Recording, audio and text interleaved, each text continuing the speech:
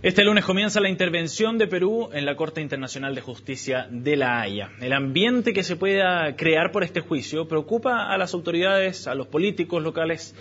Estamos en el estudio con el senador Hernán Larraín, quien recorrió Arica y Tacna para conocer cuál es la situación que se vive en la zona del diferendo y para analizar todo este juicio. Senador, gracias por estar con nosotros. Gracias, Sebastián. Feliz de compartir contigo. ¿Está nervioso, está preocupado, senador? ¿Cómo vive estas horas previas a este inicio de los alegatos?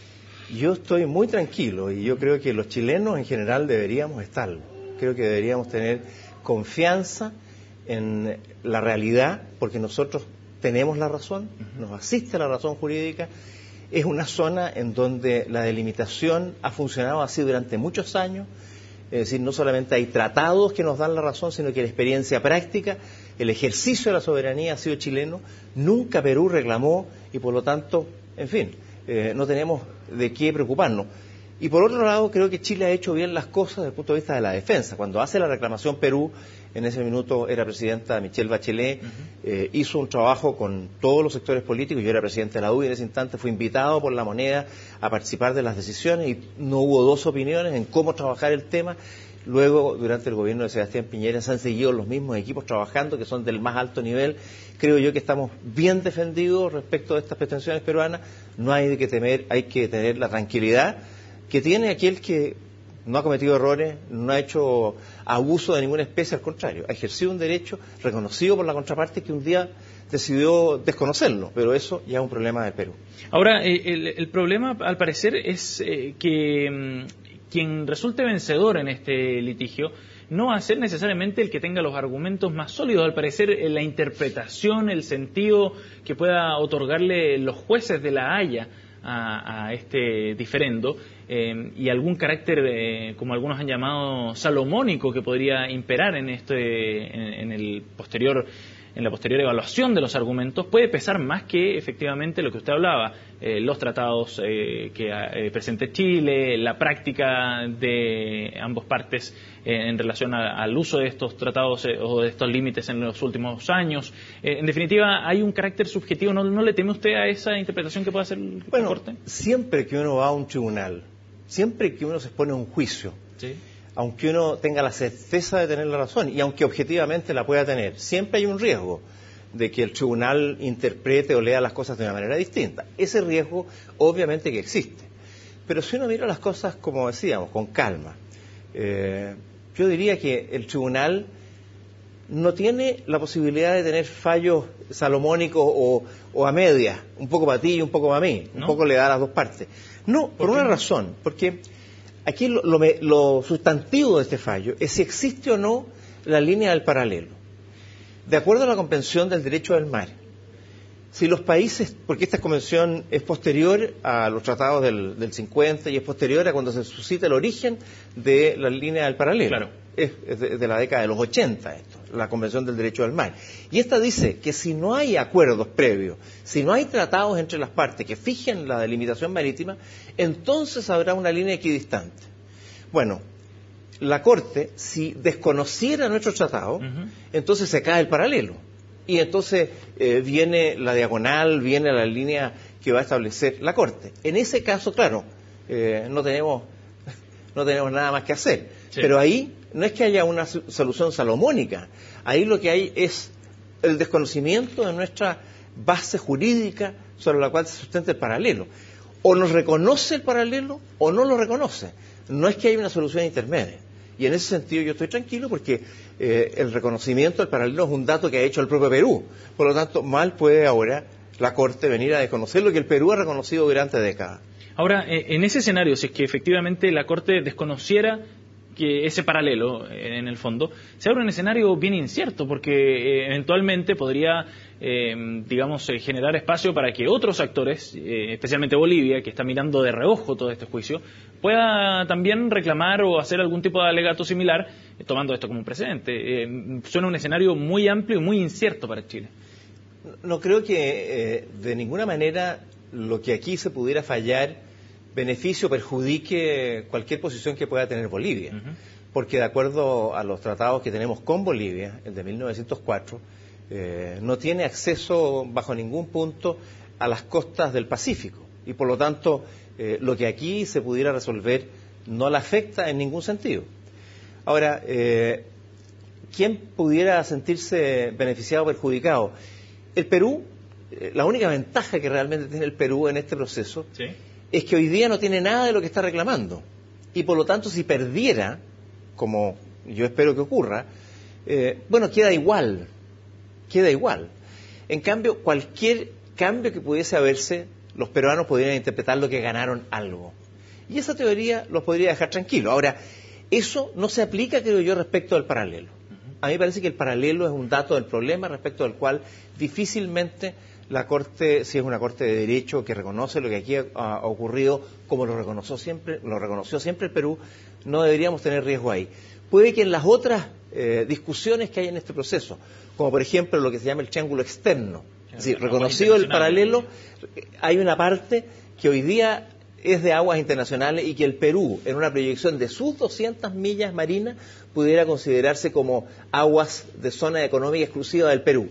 Ese pudiera ser un cambio que a nosotros no nos afecta, en el sentido que nosotros en esa materia decimos no hay soberanía de Chile, ni de nadie. Y si el tribunal, la Corte dijera no, esto es del Perú, bueno, es agua que hoy día es internacional, que pasaría a ser del Perú. Y en Chile ese sentido, no perdería nada en eso. Chile no pierde nada tampoco en esa solución. Si eso es una solución salomónica, bienvenida, porque eso no nos perjudica. Nuestro derecho y la clave está en el paralelo. Eso es lo que, a nuestro juicio, es lo sustantivo y esperamos que eso no se distorsione por un fallo equivocado o un desconocimiento jurídico a nuestros derechos. Senador, el gobierno, el presidente Piñera manifestó cierta preocupación por el precedente o los antecedentes que podría aportar a todo este proceso, el fallo que se dictó en el caso entre Colombia y Nicaragua. ¿Usted comparte esa opinión que puede de alguna manera dar algunas luces de por dónde puede venir la mano en el caso del litigio entre Chile y Perú? No lo creo, porque allá desde luego era un litigio más terrestre que marítimo. Y segundo, allá estaba resuelto que no habían tratados anteriores y por lo tanto la Corte tenía que definir los límites en conformidad a criterios de equidad. Es decir, estaba llamada a recurrir a criterios, entre comillas, salomónicos. Pero queda la no sensación, es el caso de este proceso. Pero queda la sensación de que los colombianos estaban muy seguros también de sus argumentos, muy seguros de que los límites marítimos y las posesiones territoriales en cuestión estaban claramente establecidas en documentos oficiales. Sin embargo, aún así pierden una buena porción de mar. Lo que pasa es que ellos tenían la certeza porque han ejercido la soberanía en todas las islas que estaban en discusión. Claro. Y de hecho, el tribunal les reconoció la soberanía en todas las islas. Y por ende, al principio, cuando conocieron el fallo, estaban muy contentos porque lo primero que se supo del fallo es que toda la zona terrestre, las islas, los cayos. Las islas, los cayos, no sé cuántos son, eran una cantidad apreciable, una docena, no sé, o más, eran todos colombianos. Y los colombianos dijeron ganamos. Pero después cuando vino el conocimiento de la delimitación de las aguas y de la plataforma continental, ahí se dieron cuenta de que el tribunal había reconocido ciertos derechos a Nicaragua. Pero ahí no había tratado, ahí no había delimitación y por tanto estaba abierta la situación. Por eso que yo no siento que haya nada de que preocuparse. Al contrario, creo que hay que seguir haciendo lo que se ha hecho. Y el riesgo que existe no es más que el riesgo que existe cuando uno va a un tribunal. Pero no porque este tribunal sea un mal tribunal o que ande fallando, dándole a todos un poquitito, no. Si falla en derecho, como lo es una Corte Internacional de Justicia, es la cara internacional y de justicia de Naciones Unidas, si falla en conformidad a sus pergaminos, no deberíamos tener preocupación alguna.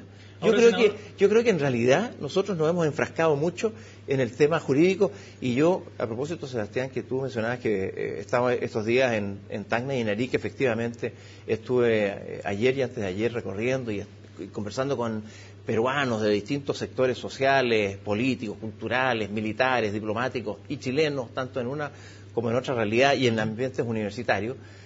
La preocupación local es otra. ¿Cómo seguimos trabajando juntos? ¿Cómo hacemos la integración real? Que es mucho más importante. Eso le iba a preguntar. Como aquí hay dos etapas en el fondo. La primera es la del desarrollo del juicio y la segunda es la que venga después, una vez conocido el fallo. Hoy día Ollanta Humala, en declaraciones a la tercera, decía que aquí se abría una oportunidad, que este fallo presentaba una oportunidad para avanzar juntos, para generar en el fondo nuevos lazos a partir de la resolución, sea cual sea, de este fallo de La Haya. ¿Usted comparte esa opinión? Absolutamente, porque mira, a mí me sorprendió, estando ahí, conocer ciertos datos. Por ejemplo, entre Arica y Tacna, al año hay 5 millones de cruces. Van y vienen. Estos son al día del orden de 13.000 en promedio. Hay días que son más intensos que otros. 13.000 cruces es una integración que no existe en otro puerto fronterizo chileno.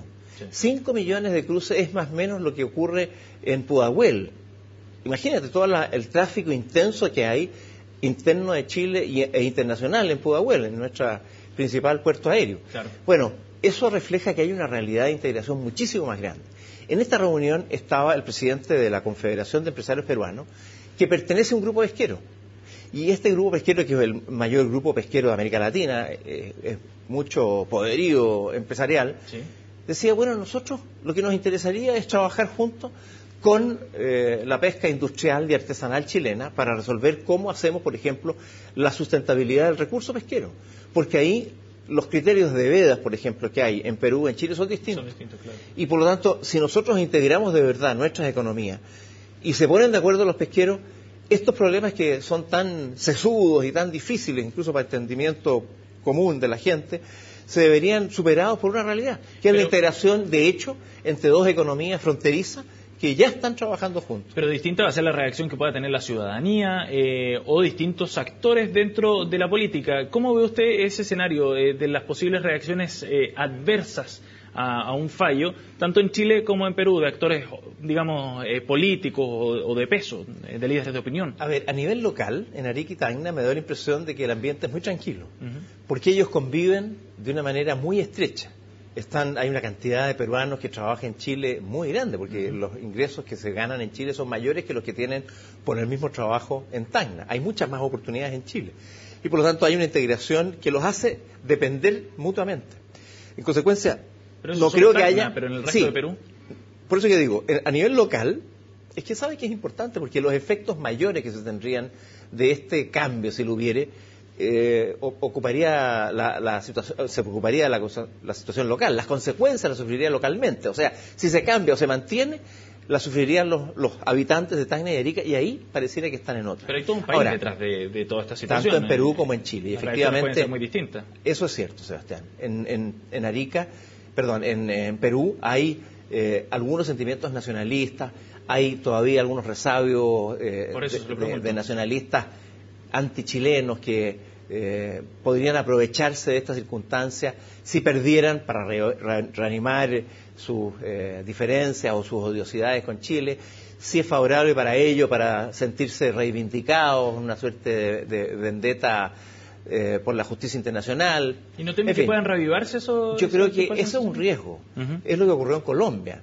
Era impredecible la reacción del pueblo colombiano. Sí, claro. Santos perdió de un día para otro 15% de su adhesión, bajó de 60 a 45, y ha tenido que tomar reacciones muy duras para poder contrarrestar y demostrar que no fue por su negligencia aquello que perdieron. Y por lo tanto es un año electoral aquí en Chile. Bueno, y en caso chileno vamos a tener este fallo a mediados del próximo año, en medio del proceso electoral, que inevitablemente va a tener algunos sectores, probablemente los minoritarios, pero algunos sectores que van a procurar, si ganamos, tratar de sacar provecho en un sentido, si perdemos, tratar de responsabilizar a alguien de esta situación. Pero, en verdad, siendo justo, pienso yo que nosotros deberíamos tener la altura de miras que hemos tenido para tratar este tema. Hemos actuado como un Estado, con una sola voz, bajo el gobierno de la presidenta Bachelet o del presidente Piñera. Hemos tenido una misma línea. Se ha trabajado, yo diría, con mucha responsabilidad y con mucha seriedad. Por lo tanto, si nos va bien o nos va mal, cualquiera que sea el resultado, hemos hecho las cosas bien. Y por tanto, el resultado mismo no debería traer consecuencias inmediatas o internas de alguna significación. Ahora, los imponderables políticos los vamos a tener que vivir en ese minuto, pero por eso que digo, tengamos tranquilidad.